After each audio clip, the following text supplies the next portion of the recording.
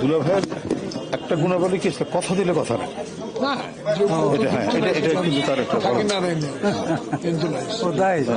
যদি না থাকে বলে ভাই আমি তো ঢাকার বাইরে, আমি তো ঠিক আছে আসছি, দেখেছি আমি। রেডি?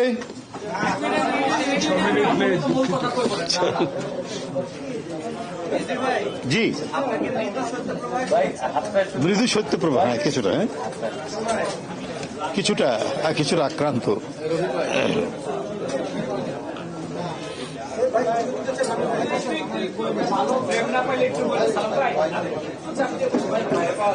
হ্যাঁ,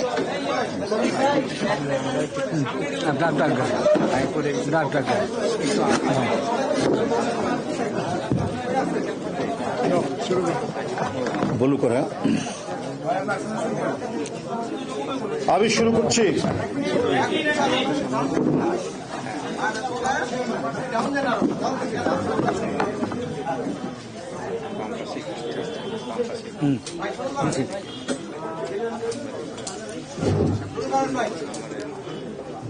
সুপ্রিয় সাংবাদিক ভাই ও বোনেরা, আপনাদেরকে আন্তরিক শুভেচ্ছা জানাচ্ছি।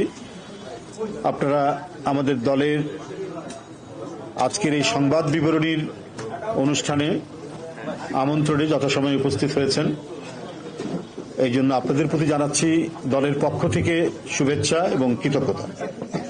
সাংবাদিক বন্ধুরা, নিপীড়ক হাসিনা সরকারের অকথ্য নির্বাচন ও পৈশাচিক অত্যাচারে বিএনপি চেয়ারপারসন দেশনেত্রী বেগম খালেদা জিয়া সহ বিএনপির শীর্ষ পর্যায়ের নেতৃবৃন্দ ও হাজার হাজার নেতাকর্মীরা কারাবন্দী হয়ে এখনো একদম বন্ধ করা জীবন যাপন করছে। দেশনেত্রী বেগম খালেদা জিয়া তো অনেকটাই জীবন মৃত্যুর সন্ধিক্ষণে, বারবার আপনাদের সামনে এই কথাগুলি বলেছি। তাকে কারাবন্দী করে তার উন্নত চিকিৎসা পর্যন্ত দেওয়া হয়নি। উন্নত চিকিৎসার জন্য বিদেশে প্রেরণ করতে আমরা বহু আন্দোলন করেছি, বহু দাবি করেছি, বহু স্লোগান দিয়েছি। সরকার যদি জনসমর্থিত না হয়, তার রূপ যদি হয় ফ্যাসিবাদের সমতুল্য, তার কর্ণকুহুরে কখনোই জনগণের দাবি পৌঁছবে না। সেই নির্দয়তা জনগণের প্রতি, গণতন্ত্রের প্রতি সেই সমস্ত নিপীড়ক সরকাররা যা করেছেন, শেখ হাসিনার বৈশিষ্ট্য এবং রূপ তাই। সমস্ত মানবিক মৌলিক অধিকার হরণ করে নিপীড়নের সর্বোচ্চ মাত্রা প্রয়োগ করা হয়েছে। কারাবন্দী বিএনপি মহাসচিব মির্জা ফখরুল ইসলাম আলমগীর, জাতীয় স্থায়ী কমিটির সদস্য মির্জা আব্বাস, জাতীয় স্থায়ী কমিটির সদস্য আমির খসরু মাহমুদ চৌধুরী ও হাজার হাজার নেতাকর্মীরা অসুস্থ অবস্থায় চিকিৎসা না পেয়ে অমানবিক জীবনযাপন করছে। গতকাল আমি প্রচন্ড অসুস্থ সহপ্রচার সম্পাদক কৃষিবিদ শামীমুর রহমান শামীমের কথা বলেছি। তো একটা ঘটনা, এরকম অসংখ্য ঘটনা, অনেকের সংবাদ পাচ্ছি, অনেকের পাচ্ছি না। চিকিৎসা না দিয়ে ডাক্তারের, জেলখানার মধ্যে ডাক্তারের পাওয়া খুব মুশকিল। কম্পাউন্ডার আসে একজন, কম্পাউন্ডার কি প্রেসক্রাইব করতে পারে? আর রাত্রে যদি কেউ চরম অসুস্থ হয়ে পড়ে, দেখার কেউ নাই। তারা কারাগারেই মৃত্যুবরণ করে, তারপরে বলে যে হাসপাতালে নেওয়ার পথে মারা গেছে। এটা একটা কমন ন্যারেটিভ হয়ে গেছে জেল কর্তৃপক্ষের, এবং এটাই তারা করে এসছে। আপনারা দেখেছেন এই মানে এবারে কারাগারে যে মৃত্যুর সংখ্যা রাজবন্দীদের অতীতের সকল রেকর্ড ভঙ্গ করেছে। আপনার এই কয়েক সপ্তাহে প্রায় 11 জনের মতো বিএনপির নেতাকর্মী মারা গেছে কারা হেফাজতে।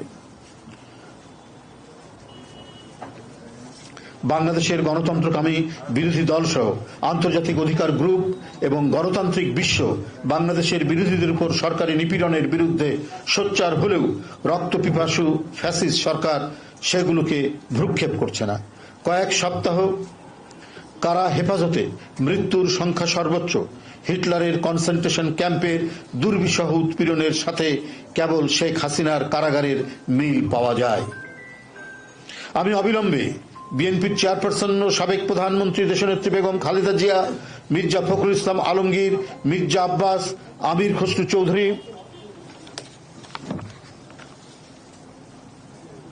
আলতাফ হোসেন চৌধুরী, শামসুজ্জামান দুদু, আব্দুল সালাম পিন্টু, আমানুল্লাহ আমান, সৈয়দ মেহেদী আহমেদ রুমি, হাবিবুর রহমান হাবিব, আতাউর রহমান ঢালি, মুজিবুর রহমান সরওয়ার, অ্যাডভোকেট সৈয়দ মোয়াজ্জেম হোসেন আলাল, খায়রুল কবির খোকন, লায়ন আসলাম চৌধুরী, জহির উদ্দিন স্বপন, জনাব সৈয়দ ইমরান সালেহ প্রিন্স, সৈয়দ শহীদ উদ্দিন চৌধুরী অ্যানি, অধ্যক্ষ সোহরাবউদ্দিন, আলহাজ সালাউদ্দিন আহমেদ, আলহাজ জি কে গৌস, হাবিবুল ইসলাম হাবিব, শরীফুল আলম, কৃষিবিদ শামীমুর রহমান শামীম, ডাক্তার রফিকুল ইসলাম বাচ্চু, বেলাল আহমেদ,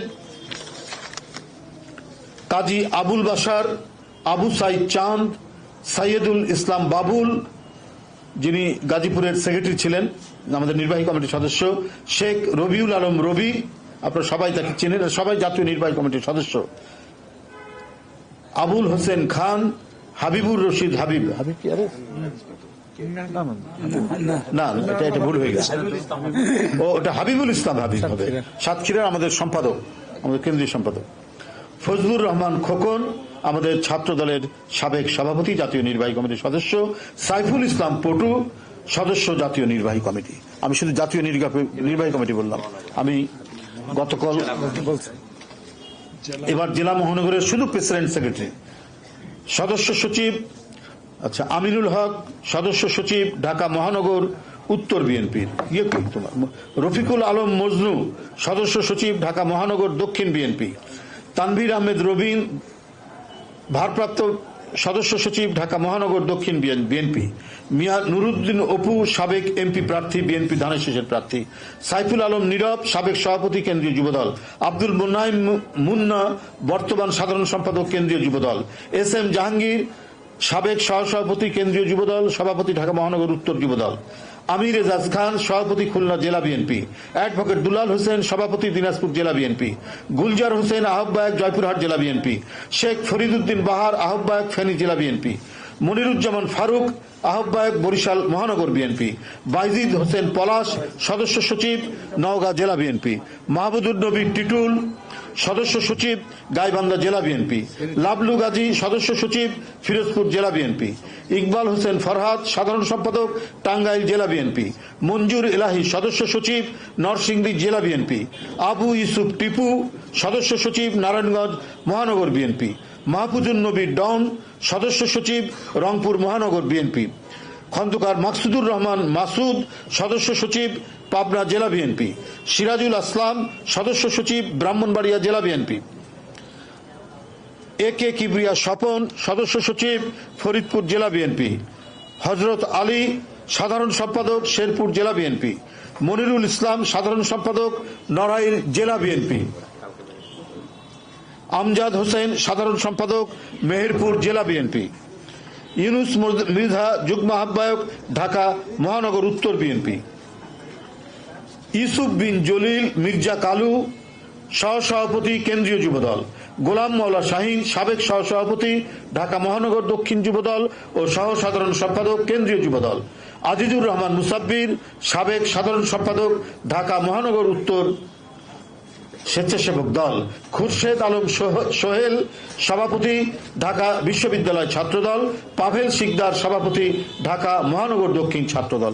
আমি শুধু গুরুত্বপূর্ণ নেতা এবং জেলার প্রেসিডেন্ট সেক্রেটারিদের নাম আপনাদের সামনে বললাম, এছাড়াও এরা সহ হাজার হাজার নেতাকর্মী, আরো গুরুত্বপূর্ণ নেতা যারা এই মুহূর্তে আমরা হয়তো স্মরণ করতে পারিনি, তাদেরটা ধরার সময় আমি বলেছি, ভার্চুয়াল সংবাদ সম্মেলনে আপনাদের সামনে বলেছি, তারা সহ যে প্রায় 24-25 হাজার নেতাকর্মী আমাদেরকে ধরে রাখা হয়েছে, আমি তাদের সকল মিথ্যা মামলা, দেশনেত্রী বেগম খালেদা জিয়া সহ তাদের নামে এই মামলা অসত্য, মিথ্যা, এটা আজকে প্রমাণিত হচ্ছে।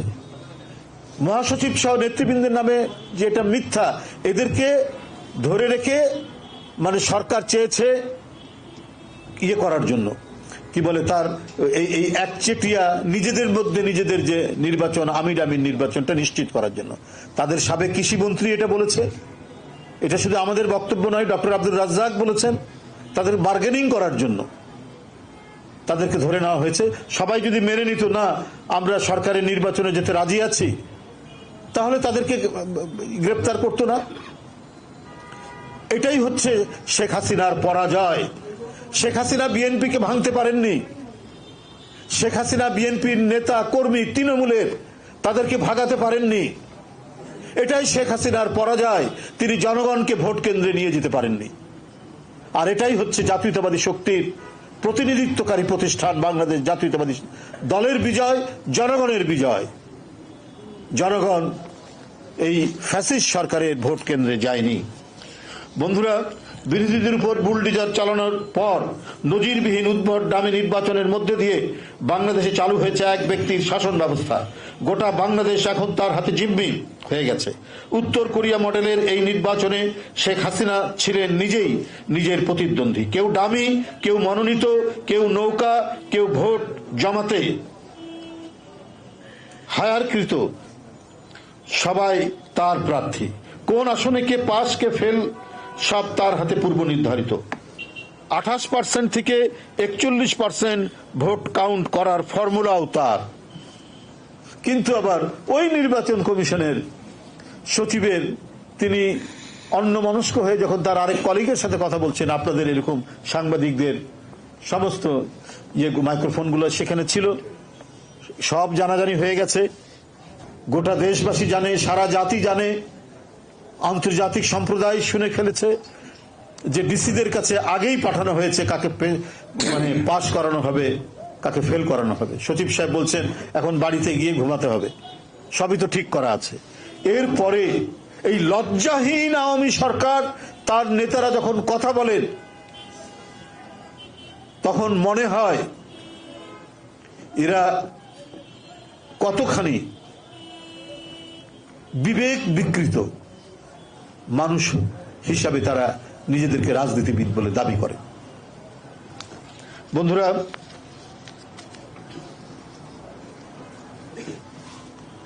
পার্সেন্ট ভোট কাউন্ট ফর্মুলাও তার, যদিও ভোটার উপস্থিতি ছিল মাইক্রোস্কোপিক। সুতরাং শেখ হাসিনার এক হাতের মুঠোয় যে সবকিছু তা প্রমাণ করে বিশ্বে নিকৃষ্টতম স্বৈরাচারী একনায়কতন্ত্রের নতুন মডেল হয়ে উঠেছেন তিনি, অর্থাৎ শেখ হাসিনা। প্রতারণা, শঠতা, মিথ্যাকে যদি কোনো শিল্প ধরা হয় তাহলে শেখ হাসিনা সেই শিল্পের নিপুণ কারিগর। তার এই নব উদ্ভাবিত বাকশালের লেটেস্ট ভার্সনকে গোটা দেশ সহ বিশ্ববাসী ছুঁড়ে ফেলেছে। ভোটারবিহীন ডামি নির্বাচন, ফলাফল, ভোটের হার বাড়ানোর ছেলে খেলা, তামাশা, নাটক সবকিছুতেই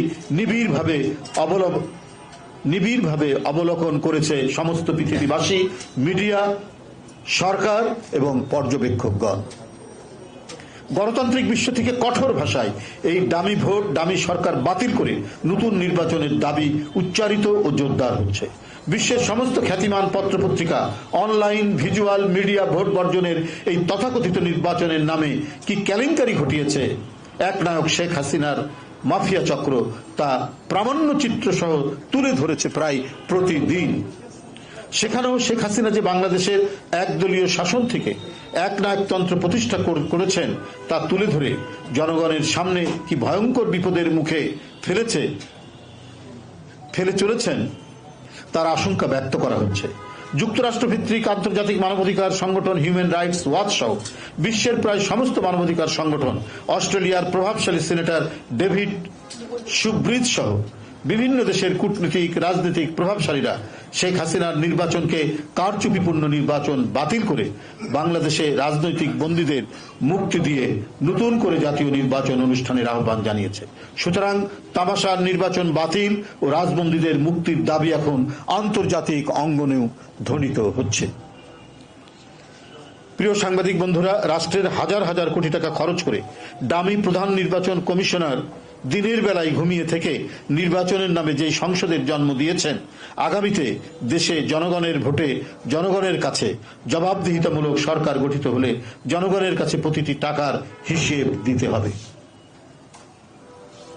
তাই এই ডামি নির্বাচনের মাধ্যমে গঠিত ডামি সরকারের এক ডামি মন্ত্রী বলেছেন, দেশের বিরুদ্ধে ষড়যন্ত্রের জাল ছিন্ন করা হবে। এই কথার জবাবে বলতে চাই, যে দেশে ডামি নির্বাচনের মাধ্যমে ডামি সরকার আর ডামি মন্ত্রী থেকে সেই দেশের অনিষ্ট করতে কোনো ষড়যন্ত্রের প্রয়োজন হয় না। জনম্যান্ডেটহীন ডামি সরকারই যথেষ্ট দেশকে প্রভুদের পদানত ও ধ্বংস করতে। একজন মাত্র ব্যক্তির ক্ষমতা লিপ্সার কারণে দেশ থেকে গণতন্ত্র ও মানবাধিকার উধাও হয়ে গিয়েছে। মানুষের ভোটের অধিকার লুণ্ঠন করা হয়েছে। বাস্তবতা হলো, গণতন্ত্রকামী জনগণই নয়, বিশ্বের মানবাধিকার সংগঠনগুলো এখন বাংলাদেশের নির্বাচনকালীন নিরপেক্ষ সরকারের অধীনে নতুন নির্বাচনের আহ্বান জানিয়েছে। আপনারা দেখেছেন, গতকাল 6টি আন্তর্জাতিক মানবাধিকার সংগঠন যৌথ বিবৃতি দিয়ে গত 7ই জানুয়ারির ডামি নির্বাচন নিয়ে গ্রহণযোগ্যতার প্রশ্ন তুলেছে। আমাদের বক্তব্য স্পষ্ট, দেশের গণতন্ত্র প্রেমী জনগণের কাছে 2014 এবং 2018 সালের মতোই অবৈধ এবং অগণতান্ত্রিক সংবিধান অনুযায়ী জনগণের প্রত্যক্ষ ভোটে জনপ্রতিনিধি নির্বাচিত হতে হবে। কিন্তু বর্তমান সরকার জনগণের প্রত্যক্ষ ভোটে নির্বাচিত হয়নি। বিএনপি সহ গণতন্ত্রের পক্ষের 63টি রাজনৈতিক দল এবং দেশের প্রায় প্রতিটি গণতন্ত্রকামী মানুষ 7ই জানুয়ারির ভুয়া নির্বাচন সম্পূর্ণরূপে বর্জন করেছে। এরপরও নির্বাচনে ভোট জালিয়াতি, ভোট ডাকাতি এবং রাতের বেলাও ব্যালটে সিল মারার কোনো কমতি হয়নি। তারা একযোগে এই কাজগুলো একই সাথে করেছেন। মানে জনসমর্থনহীন সরকার হলে পরে আমরা গতকালও বলেছি যে সবসময় একটা ভয় থাকে, আশঙ্কা থাকে, কোন দিক দিয়ে আবার কি না হয়ে যায়, কোন দিক দিয়ে কি ঘটে। এই আশঙ্কা করতে গিয়েই তারা জালিয়াতির যত অতীতের রেকর্ড আছে সেটাকেও ভঙ্গ করেছে এবং বর্তমান রেকর্ডকেও তারা নতুন নতুন রেকর্ড তারা তৈরি করেছে। তো তাই বন্ধুরা আমার, আপনাদের সকলকে আমি আবারও বলতে চাই, অবৈধ সত্তা নিয়ে তারা যে আনন্দ করছেন, তারা এই উৎসব একদিন জনগণের উৎসব হবে, তাদের পরাজয়ের মধ্যে দিয়ে, তাদের পতনের মধ্যে দিয়ে। আপনারা জানেন, দস্যুরা এবং যারা রক্তপিপাসু প্রাণী রয়েছে, নেকড়ে বলেন, সিংহ বলেন, তারা একটা শিকার ধরে নিয়ে ওটাকে নিয়ে উৎসব করে। তাদের যে আহার যখন তাদেরকে করে, সেটা যেটাই হোক, তাই জনগণকে তারা শিকার করে, মানে শিকারে পরিণত করে তারা যে আনন্দ করছেন, সেই আনন্দই একদিন তাদের করুণ পরিণতির দিকে নিয়ে যাবে। সেই দিন, যেদিন জনগণের বিজয় হবে। আপনাদের সকলকে ধন্যবাদ। সেই দিকটা কতখানি দূরে মানুষ তো একটা প্রশ্ন নিশ্চয়ই আপনাদেরও করে জানতে পারছেন যে এই সরকার শপথ দিল, ভোট হলো, সরকার গঠন করলো, তাইলে কি সরকার দীর্ঘদিন আরো বেশি টিকে যাবে, আরো 5 বছর? যারা কোটি কোটি মানুষ যারা আপনাদের দিকে তাকিয়েছে, আপনিও বললেন যে জনগণের বিজয় উৎসবে পরিণত হবে, কিন্তু সেটা কি খুব শিগগিরই? আমি আপনাদের বলি, এর সম্পর্কে চীনের একটি প্রবাদ আছে, মানে স্রোত যত বইতে থাকবে, পিছনের পানি যেটা, তার স্রোত তীব্র মাত্রা আসবে এবং যত প্রবাহিত হতে থাকবে তত তার পানির স্বচ্ছতা হবে এবং সেটা নদী কাটতে কাটতে কাটতে কাটতে এমন একটা পর্যায়ে আসবে যে সেটা একটা পরিপূর্ণ নদীতে পরিণত হবে। মানে অর্থাৎ আমি বলতে চাই যে আন্দোলনের পরিপূর্ণতা, স্রোত আমরা যত বইয়ে দেব, স্রোতের ধারা যত আসবে, ততই আন্দোলন পরিপূর্ণ হবে এবং তারা পরাজিত হবে। আপনাদেরকে বলি, যুদ্ধ 71 সালে শুরু হবে, এটা কি 62 সালে জানা গেছে? এটা কি 69 সালে জানা গেছে? এটা কি 70 সালেও জানা গেছে? জানা তো যায়নি। তাই কখন কোন পরিস্থিতি হবে সেটা বলা যায় না। শুধু একটাই বলা যায়, জনগণের আন্দোলন, সে আন্দোলন যদি আদর্শের হয়, ন্যায়ের হয়, গণতন্ত্রের পক্ষের হয়, সে আন্দোলন কখনো বৃথা যাবে না। এটাই হচ্ছে ইতিহাসের রেকর্ড, হচ্ছে এইটা, ইতিহাসের সাক্ষী হচ্ছে এইটা। আমি শুধু আপনাদেরকে এইটাই বলবো যে এখানে জনগণ পরাজিত নয়। আপনার অপশক্তি কিছুদিন বাধা দিয়ে রাখতে পারে, কিন্তু তার স্রোতকে আটকানো যাবে না। স্রোত কোনো না কোনো দিক থেকে সেটাকে প্রতিহত করে এটা এগোবে এবং প্রবাহিত করবে। ধন্যবাদ। হ্যাঁ,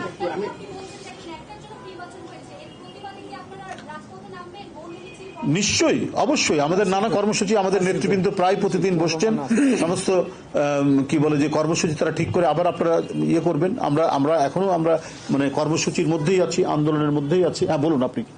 আমার প্রশ্নটা হচ্ছে, পরপর 3টা নির্বাচন হয়ে গেল, নির্বাচনের আগে 15 বছর যাবৎ আপনাদের লক্ষ লক্ষ নেতাকর্মী মামলার শিকার, হামলার শিকার এবং জেলেও আছে অনেকে। সেই ক্ষেত্রে সারা বিশ্বে একটা নজির আছে যে কোনো ধরনের নির্বাচনগুলো যদি অনিয়ম হয় বা বিরোধী দলগুলোর মনোপুত না হয়, সেই ক্ষেত্রে বিরোধী দলগুলো নির্বাচনের দিন বা তারপরেই রাজধানীতে মানুষ জড়ো করে, বিক্ষোভ করে। সেই বিক্ষোভটা সারা বিশ্বের মানুষ দেখে। কিন্তু পরপর 3টা নির্বাচন হয়ে যাওয়ার পরেও, এই ধরনের অভিজ্ঞতা হওয়ার পরেও বিএনপির পক্ষ থেকে আসলে কোনো ধরনের ওই ধরনের কর্মসূচি আসে নাই যেটা বিশ্ববাসীর নজর কাটতে পারে। এটা কি বিএনপির রাজনৈতিক দূর্ণতা নাকি সরকারের সাথে লিয়াজো করে চলার ফল? তাই মনে হয়েছে নাকি আপনার? আপনি কি দেখেছেন যে আমাদের প্রতিদিন কত গ্রেপ্তার হচ্ছে? আমরা কি আন্দোলন প্রত্যাহার করেছি বলে মনে হয়েছে? আন্দোলনের আমাদের কর্মসূচি প্রণয়ন এবং আবার নতুন কি কর্মসূচি, একটা 7ই জানুয়ারি পর্যন্ত এক ধারা হয়েছে, এখন আমরা কোন ধারায় যাব এটা নিয়ে আমাদের সাথে আরো জোটের রাজনৈতিক দলগুলো আছে, তাদের সাথে কথা বলার বিষয় আছে। কথা বলার করে তারপরে একটা কর্মসূচি ফর্মুলেট হয়, সেইভাবেই আমাদের কর্মসূচি যাচ্ছে। এটা তো হচ্ছে বিভিন্ন ধরনের, যে কালকে এইটা কিন্তু অত্যন্ত ব্যতিক্রম ভাই। এটা আমরা 80-র দশকেও দেখিনি যে সাংবাদিকরা পুলিশকে বলছে রিজভী আহমেদ এখনো গ্রেপ্তার হয় না কেন, সে কি করে করে। অদ্ভুত ব্যাপার এটা। হ্যাঁ, এবং যে মিডিয়া, আমি যারা আপনারা মিডিয়ার যারা সাংবাদিক তাদের প্রতি অভিযোগ নয়, তারা আমাদেরকে এই গণতান্ত্রিক সংগ্রামে নানাভাবেই আপনারা আমাদের যে কথা, আমাদের বক্তব্য আপনারা ছাপানোর চেষ্টা করেছেন। মালিক কারা? যে মিডিয়ার সাংবাদিক বলছেন গোয়েন্দা কর্মকর্তাকে, সেই মিডিয়ার মালিককে শেখ হাসিনার অ্যাডভাইজার। তো তারা কে? তারা নিজেরাই লোক। বিতর্কিত করা, নানাভাবে সেটাকে কি বলে যে বিভ্রান্ত করা, এই প্রচেষ্টা তারা চালাচ্ছেন। কিন্তু একটা রাজনৈতিক ধারাবাহিকতায় একজন রাজনৈতিক নেতৃত্ব গড়ে ওঠে। আমি আপনাদের সামনে বলতে চাই, যেটি ছাত্র রাজনীতি তো করেছি ছাত্র জীবন থেকে, আপোষ এবং কি বলে যে কারোর সাথে কথা দিয়ে কথা বলে সেটা রাজনৈতিক যে কর্মসূচি, সেই কর্মসূচির ঝুঁকি কেউ নিতে পারে না। তারা ঘরে বসে থাকতে পারে, তারা নানাভাবে মানে আত্মগোপনে থাকতে পারে বা নানাভাবে তার নিষ্ক্রিয় নীতিকে রাখতে পারে। কিন্তু যারা রাজনৈতিক কর্মী, রাজনৈতিক আন্দোলনে যারা সক্রিয় গ্রহণ করে, তাদেরকে হয়তো প্রকাশ্যে না দেখা গেলেও তারা তাদের কাজ করে, নানাভাবেই কাজ করে। মানে কর্মসূচিকে বাস্তবায়ন করার জন্য তারা কাজ করেছেন। যে আমার আশেপাশে ডান দিকে যারা আছেন প্রত্যেককেই দেখেছেন, অনেকের নামেই মামলা আছে, কিন্তু এর মধ্যেও তারা ঝুঁকি নিয়েছেন। এর মধ্যেও তারা যতটা পেরেছেন লিফলেট বিতরণ করেছেন, কথা বলেছেন, যোগাযোগ করেছেন। সেটা হচ্ছে যে জাস্ট একটা নিজেদের মধ্যে একটা কনফিউশন তৈরি করে যে কেন তাকে ধরা হচ্ছে না। কিন্তু আমার কথাটা ওখানে না। পুলিশ নানাভাবেই করতে পারে, মানে সরকারের কথায় তামাশা করতে পারে, কিন্তু ব্যতিক্রম এইটাই যে সাংবাদিকরা বলছে তাকে কেন ধরছেন না। এইটা আমরা 80-র দশকে, আমরা কি বলে যে 90-এ বা অন্য সময় আমরা এইটা কিন্তু কখনো দেখিনি। এটা একটা মানে ফ্যাসিবাদ এমন ভাবে ঢুকেছে সব জায়গায়, তারা তাদের লোক দিয়ে কাজটা করাচ্ছে। তখন আমরা চিন্তা করেছি, আমি দেখেছি আরে এই কথাগুলো কেন আসছে, আচ্ছা এটার মালিক তো হচ্ছে এইটা, কেন সেখানে সাংবাদিকরা কাজ করে, চাকরি করে। যদি তাই হতো, আমার রাজনৈতিক জীবনে 303-র বুলেট পেটে ঢুকে পিঠ দিয়ে বেরিয়েছে। আমি কোনো কি বলে যে ওই শর্ট গানের গুলি গায়ে লাগেনি। 303-র বুলেট পেটে ঢুকে পিঠ দিয়ে বেরিয়েছে। 48 ঘন্টার হরতাল, রাজশাহী বিশ্ববিদ্যালয় রেলওয়ে, ইউনিভার্সিটি রেলওয়ে স্টেশনের সামনে জাসদের শাহজাহান সিরাজ মারা গেছে। আজও 22শে ডিসেম্বর যেখানে ছাত্র নেতারা আছেন তারা এই দিবসটি পালন করেন। সেই রক্তের ঐতিহ্যের ধারায় এখনো রাজনীতি করে যায়। ধরা না ধরার ব্যাপার তাদের, কিন্তু একটা দিন নেই রাজনৈতিক কর্মসূচি এবং এই সরকারের বিরুদ্ধে আমার স্লোগান আমার ওয়েতে আমার কৌশলে যতটুকু করার সেটা করে গেছি এবং করবই। তারা ওই বিভ্রান্তি দিয়ে কোনো ধরনের কিছু করতে পারবে না, কারণ যে প্রতীক নিয়ে সংগ্রামের যে চিহ্ন নিয়ে রক্ত চিহ্ন বহন করে আসছি সেটাকে কলঙ্কিত করতে পারবে না। আর পুলিশ আর মিডিয়ার মানে সরকারি নিয়ন্ত্রিত মিডিয়ার লোক দিয়ে সেটা করতে পারবে না। ধন্যবাদ। একটা প্রশ্ন সেটা হচ্ছে আওয়ামী লীগ সরকার নতুন করে শপথ গ্রহণ আর বলবো না ভাই, অনেক বলেছি। তারা স্মার্ট যাত্রা ঘোষণা করেছে এবং 28 অক্টোবর বিএনপি মহাযাত্রা ঘোষণা করেছিল সরকার পতনের। এই দুই যাত্রা 28 অক্টোবর বিএনপি শুরু হয়েছে এবং নতুন করে আওয়ামী লীগ সরকারের স্মার্ট যাত্রা শুরু। ওটা কেন আমরা বলবো? ওটা তামাশার নির্বাচন, ওটা কোনো সরকার না। কিসের আমি কি আপনার মহাযাত্রা আর কি হবে? ওটা সব ফালতু, ওটা মানে সরকারের মরণ যাত্রা তারা করছে।